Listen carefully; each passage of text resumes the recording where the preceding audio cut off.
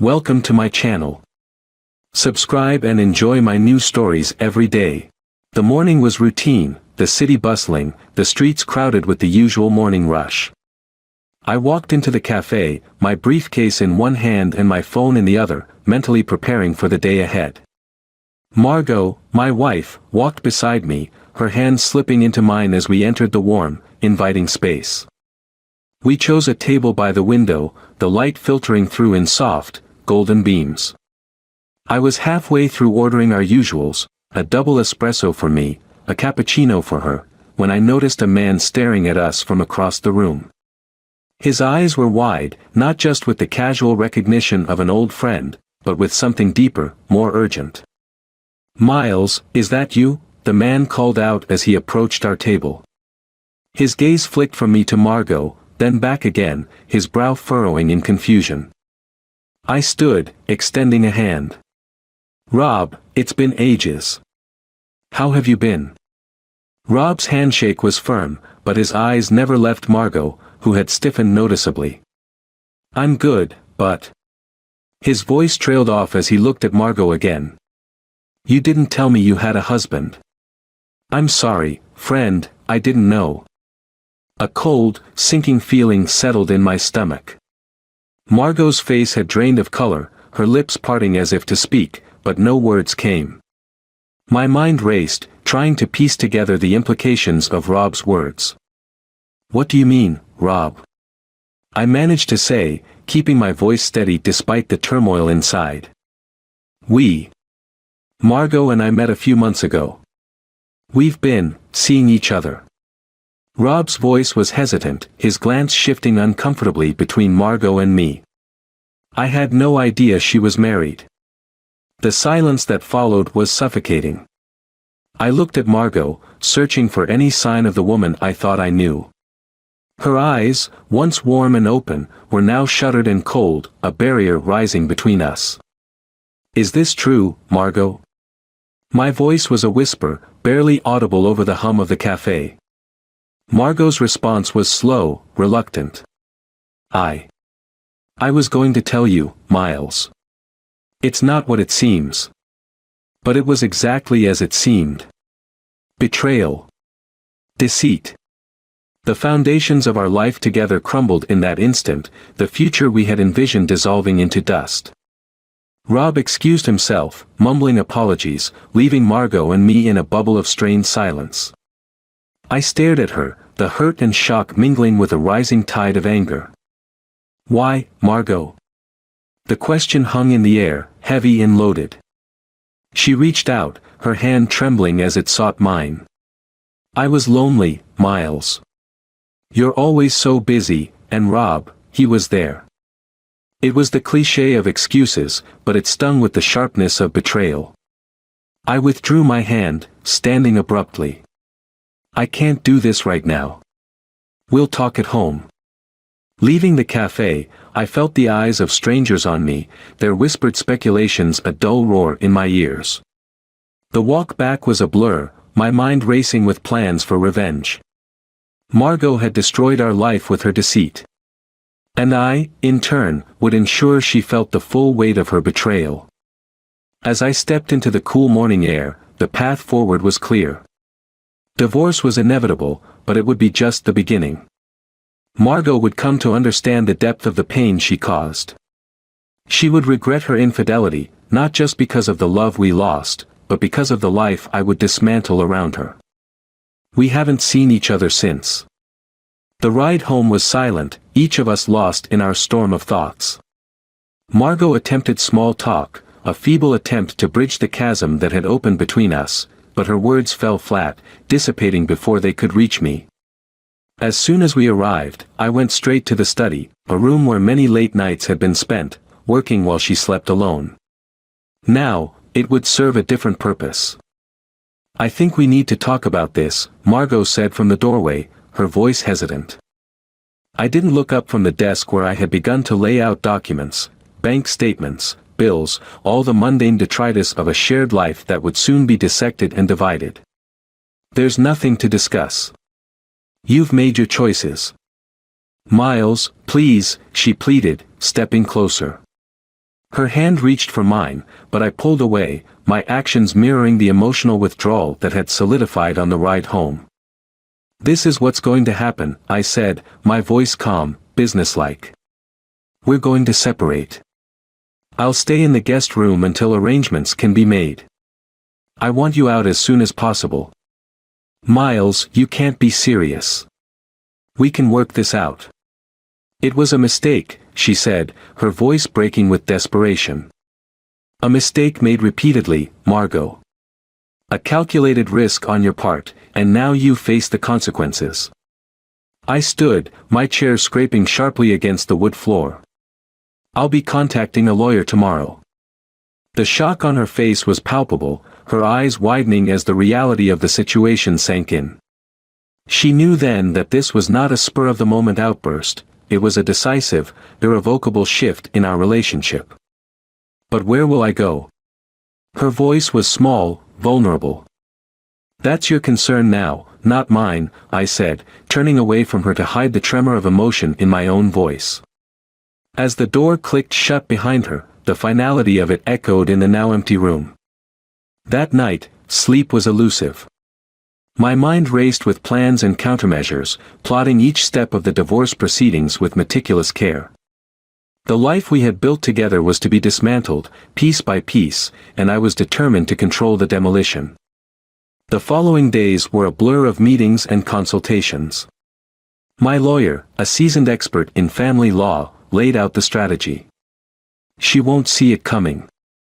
We'll make sure you come out of this on top, financially and legally." I nodded, my resolve stealing further. "Make it quick, and make it thorough."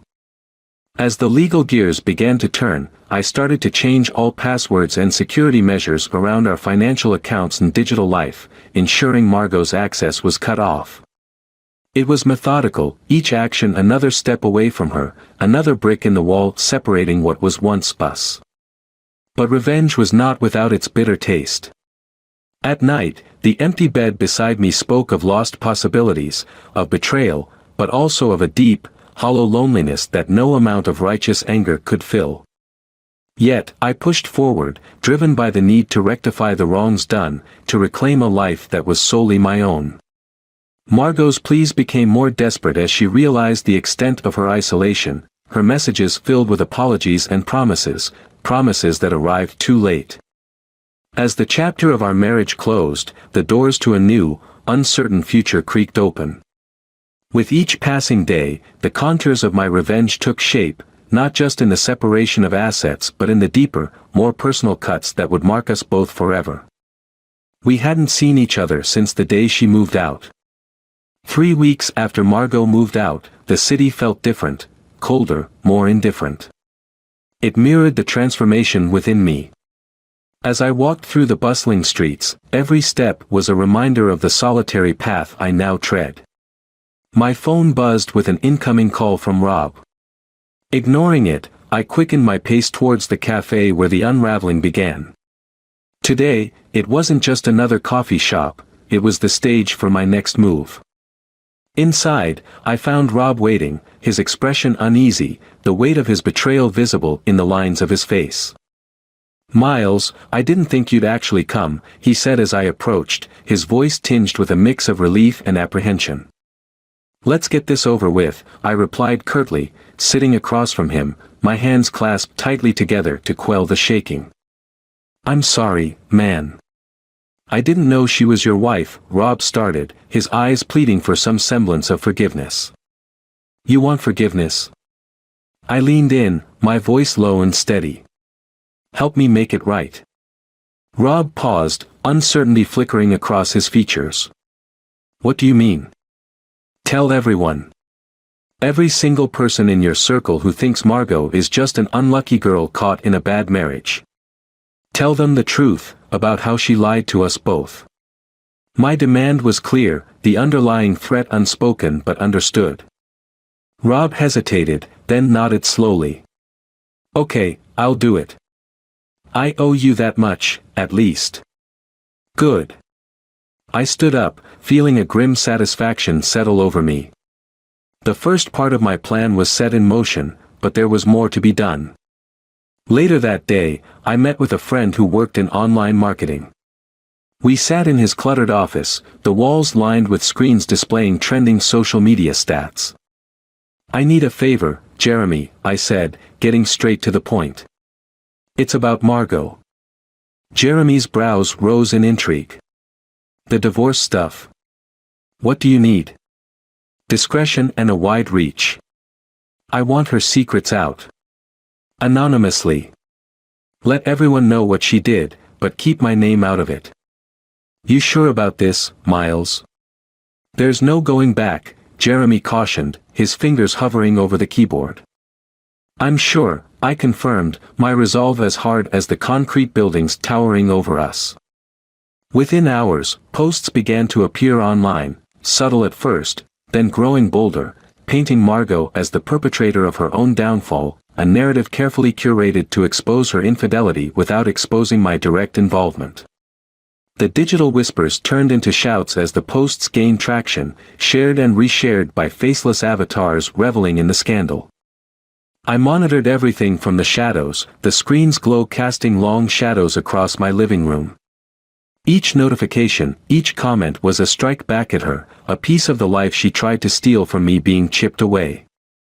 Late into the night, my phone rang. It was Margot, her number now unfamiliar on my caller ID. I answered, the silence on the other end thick enough to drown in. "Miles? Please, stop this. It's destroying me," she finally said, her voice a mixture of desperation and fear. "You destroyed us, Margot. Now, you're just understanding the cost," I replied coldly, the words tasting bitter on my tongue. "I'm sorry, I truly am. I didn't think." "That's right, you didn't think. Now live with the consequences," I cut her off, the finality in my voice echoing the finality of our fractured bond. Hanging up, I sat back, a hollow victory settling in my chest. Revenge had been exacted, but the cost was etched deep in the silence of my now solitary home. As the digital storm raged on, I knew this chapter was just another step in a longer, darker path I had chosen. We hadn't seen each other since she left, and as the night deepened, the likelihood of our paths crossing again seemed ever more distant. The relentless cascade of revelations had carved deep grooves into the fabric of our former lives, leaving no stone unturned, no shadow without illumination. As the city dawned crisp and clear on a Saturday morning, the streets buzzing with the carefree laughter of those untouched by personal vendettas, I prepared for the final act of my meticulously drafted revenge. My phone rang. It was Jeremy, his voice tinged with an unusual urgency. "Miles, you need to see this. There's something off about the information we used. Come over now." I hurried to his office, my mind racing with possibilities. Had Margot found a way to counterattack? Was there a flaw in my plan that I hadn't foreseen? Jeremy met me at the door, his face pale. "Look at this," he said, pulling up an email on his screen. It was from an anonymous source, one that had fed us some of the most damning details of Margot's betrayal. The message was chillingly concise: "Everything you know about Margot is a lie. Check the original sources." She was set up. A cold dread settled over me. Set up? By who? Why? "We need to dig deeper," Jeremy replied, already tapping commands into his computer. Hours passed as we traced the digital breadcrumbs, each piece of evidence unwinding the narrative I had constructed with such conviction. The truth, when it came to light, was a blade twisting in my gut. The calls, the messages, the supposed admissions of guilt, they had all been manipulated. Fabricated. The real perpetrator? Rob. Motivated by a twisted sense of revenge against Margot for rejecting him after a brief, regretted fling before she met me. He had used me as an unwitting pawn in his scheme to destroy her. I left Jeremy's office in a daze, my mind a tumult of betrayal and guilt. Margot. I had to speak to Margot. I found her at the small apartment she had moved into, a shadow of her former vibrant self. When she opened the door and saw me, there was a flicker of hope in her eyes, quickly doused as she remembered the chasm between us. "Miles," she began, her voice hoarse, "I didn't know if you'd ever want to see me again." "Margot," my voice broke. "I was wrong. There was a setup. It wasn't you. It was Rob." The impact of my words hit us both hard. Tears filled her eyes, but there was something else there too, resignation, perhaps, or a pain too deep to be easily soothed. "Why should I believe you now, Miles? After everything?" Her voice was a whisper, but it cut through the air sharper than any shout. "Because I'm here to apologize. To try to make this right, somehow." My plea hung between us, fragile as glass. Margot stepped back, her gaze hardening. "You destroyed my life based on a lie. You chose to believe the worst without question. How can I trust you again? How can we go back?" I had no answers. The silence grew heavy, suffocating. "Miles," she said finally, "I can't do this. I don't hate you, but I can't forgive you either. Not now. Maybe not ever." "Margot, please," my attempt was feeble, desperate. "No, Miles. It's better if we part now, for good. We're too broken, too changed. I need to rebuild, away from all this. Away from you." I knew then that this was the end. The finality of it was a tragic echo of our entire ordeal, a relationship unraveled not just by external betrayal but by our own failures to trust, to hold fast when tested. As I walked away from her apartment, the sounds of the city around me, I realized the cruelest revenge had been on myself. My actions, born from pain and a desire for retribution, had led to this desolate outcome. Margot and I, broken by betrayals real and imagined, would forever part in the shadow of what could have been, each step away from her a heavy echo of what I had lost.